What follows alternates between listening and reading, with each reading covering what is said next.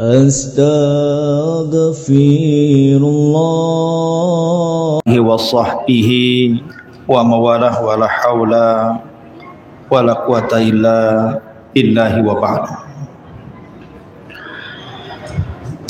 Alhamdulillah, di malam ini kita bisa melaksanakan salat tarawih di Masjid Nidaul Ilmi, dan malam ini kita akan membahas 10 penyebab tidak diterimanya puasa seorang muslim. Ma'asyiral muslimin yang dimuliakan Allah Subhanahu wa taala, ibadah puasa ini adalah ibadah yang cukup berat, berbeda dengan solat atau ibadah-ibadah yang lainnya, karena rangkaian ibadahnya juga bukan hanya 1 hari 2 hari, tetapi sampai 1 bulan berturut-turut. Harus menahan lapar, menahan dahaga dan juga syahwat yang memiliki pasangan, harus terhenti selama 1 bulan dari terbit fajar sampai terbenam matahari. Sehingga kalau seandainya ibadah yang berat ini tidak sampai diterima oleh Allah Subhanahu wa taala, tentu sangat rugi sekali.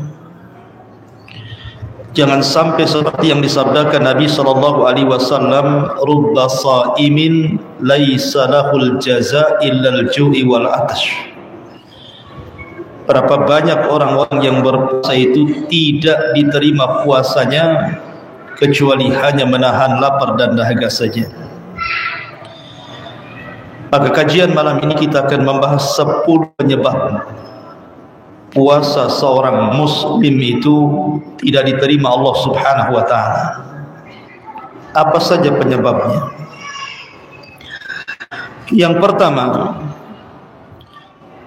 penyebab seorang muslim tidak diterima puasanya adalah ketika seseorang yang berpuasa itu melakukan kesyirikan. Karena Allah Subhanahu wa taala berfirman, la in asyrakta la yahbatanna 'amaluka wa la takunanna minal khasirin. Kalau engkau melakukan kesyirikan, maka hancur leburlah amalanmu dan engkau termasuk orang-orang yang merugi. Maka orang-orang yang melakukan kesyirikan di bulan Ramadan, maka puasanya tidak akan diterima. Kemudian yang kedua, memiliki sifat nifaq, ada kemunafikan dalam hatinya. Allah Subhanahu wa taala berfirman di dalam Al-Qur'anul Karim mensifati orang-orang munafik. Allah berfirman, innal munafiqina fi darkil asfali minan nar. Sesungguhnya orang-orang munafik itu akan diletakkan di intip neraka yang paling dalam. Maka selama Ramadan hindari sifat-sifat munafik. Apa sifat-sifat munafik itu? Kata Nabi SAW, idza haddatsa kadzab. Kalau dia bicara dusta. Wa idza tumina khana. Kalau diberikan amanah dia khianat. Wa idza khasama ghadara, dan kalau dia bersih dia ingin menang sendiri. Maka ini yang kedua. Yang ketiga, penyebab puasa tidak diterima adalah tarikus shalah, orang yang meninggalkan salat. Aneh, di bulan Ramadan ini banyak orang yang meninggalkan salat di luar Ramadan. Bahkan masuk Ramadan juga tidak melaksanakan sholat, tetapi dia puasa. Kan banyak tuh orang-orang yang tidak sholat tapi puasa. Alasannya, masa sudah tidak sholat tidak puasa lagi Ustaz, double lah dosa saya katanya. Dia tidak paham bahwa diterimanya sebuah amalan itu ditentukan dengan baik salatnya. Karena Nabi SAW yang mengatakan, awal ma yuhasabu bihil abdu yaumal qiyamah salatuhu. Sesungguhnya awal yang pertama dihisab pada hari kiamat di hadapan Allah adalah salatnya. Fa in saluhat salatuhu saluha sairu amalihi. Kalau salatnya dianggap baik, dianggap semua amalnya. Wa in fasadat salatuhu fasada sairu amalihi. Tapi kalau salatnya kemudian dianggap jelek, maka semua amal yang lainnya dianggap jelek. Maka orang yang meninggalkan salat kemudian puasa, tidak diterima puasanya.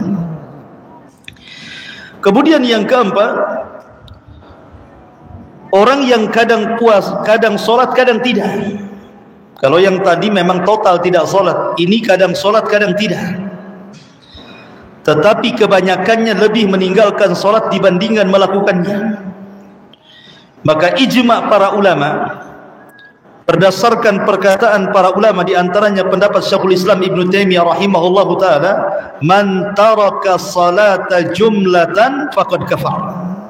Barang siapa yang meninggalkan salat jauh lebih banyak dibandingkan melakukannya, maka dianggap kufur, dianggap kafir pelakunya. Dan amalan orang kafir itu tidak akan diterima. Ini yang keempat. Kemudian yang kelima dan yang keenam serta yang ketujuh, ini disebutkan dalam satu redaksi hadis Nabi SAW.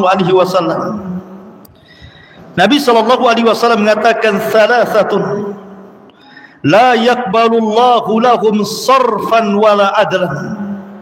Ada 3 kelompok tidak akan diterima amal sunnah dan amal wajibnya.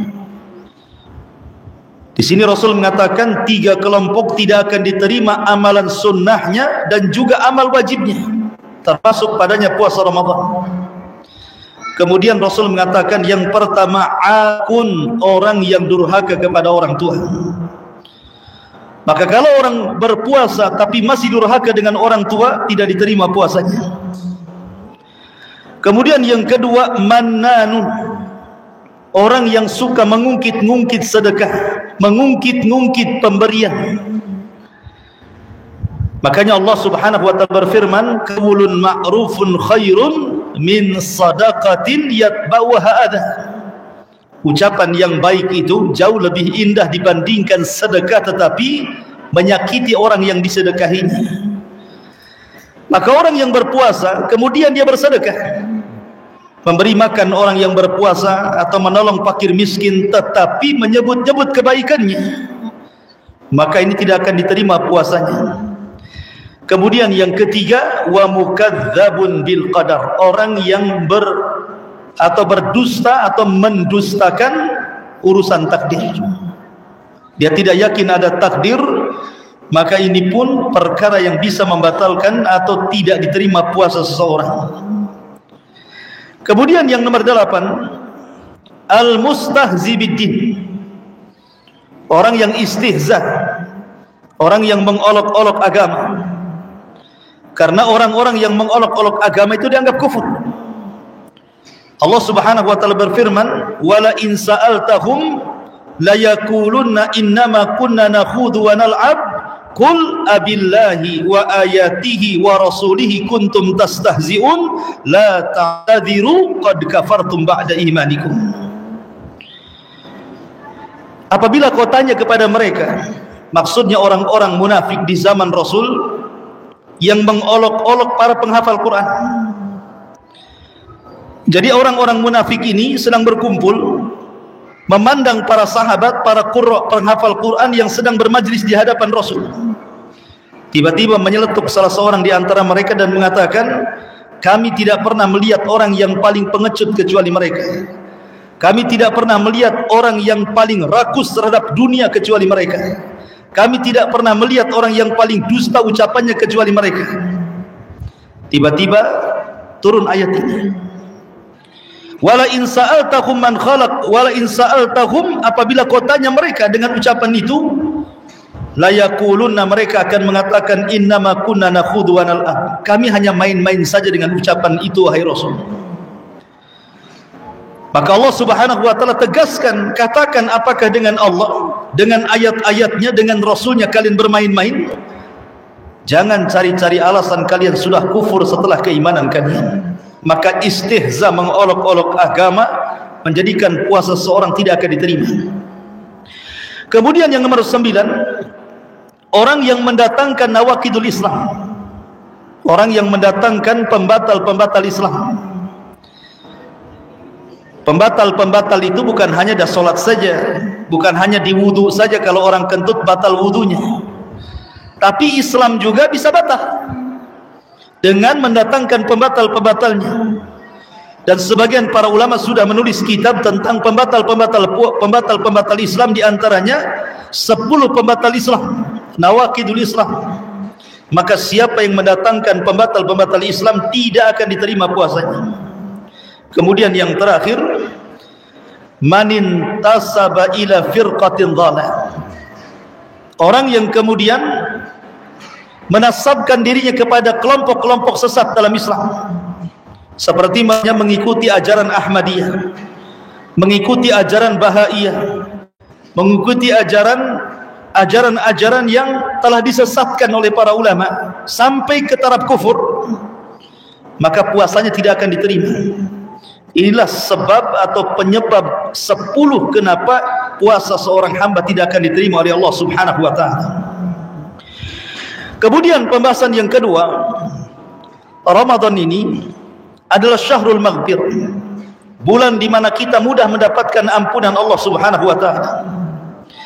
Tapi di sana ada 4 penyebab orang itu tidak akan mendapatkan ampunan walaupun dia puasa, walaupun dia tarawih selama Ramadan ini. Dan itu disebutkan dalam satu redaksi hadis Nabi sallallahu alaihi wasallam, di mana disebutkan dalam hadis qudsi, yaqulun, mereka mengatakan, ya Jibril, ma sana Allahu fi hawaijil mu'minin min ummati Muhammadin sallallahu alaihi wasallam. Apa yang Allah Subhanahu wa taala lakukan terhadap hajatnya kaum mukminin terhadap umat Muhammad sallallahu alaihi wasallam. Maka Jibril mengatakan, innallaha nadhara ilaihi, maka Allah akan memandang umat Muhammad ini, wa afa anhum wa ghafara lahum. Setelah dipandangnya, maka Allah akan ampuni dosa-dosa mereka, illa arba, kecuali 4 golongan tidak akan diampuni dosanya. Kemudian faqalu, mereka berkata, man haula'i arba, itu siapa yang 4 orang itu maksudnya? Kemudian disebutkan yang pertama, mudminul khamri, orang yang masih minum khamr. Di bulan Ramadan dia masih minum khamr walaupun tidak saat berpuasa. Pamannya dari pagi dia puasa sampai sore, ketika iftar pula bukan teobeng, minum khamr pula, dia tidak akan diterima puasanya. Kemudian yang kedua, qati'ur rahim, orang yang memutus silaturahim selama Ramadan. Justru dia bertengkar dengan keluarganya, dengan kerabatnya, tidak akur dengan tetangganya, dia putus silaturahim. Walaupun dia puasa, walaupun dia tarawih, tidak akan diampuni dosanya. Kemudian yang ketiga, al-musyahin, orang yang menanamkan kedengkian dalam hatinya, masih ada dendam dalam hatinya, masih ada emosi dalam hatinya, masih ada hasad dalam hatinya, maka ini pun akan menghalangi ampunan di bulan Ramadan. Dan yang terakhir, al-aqu liwalidaini, orang yang durhaka dengan orang tua.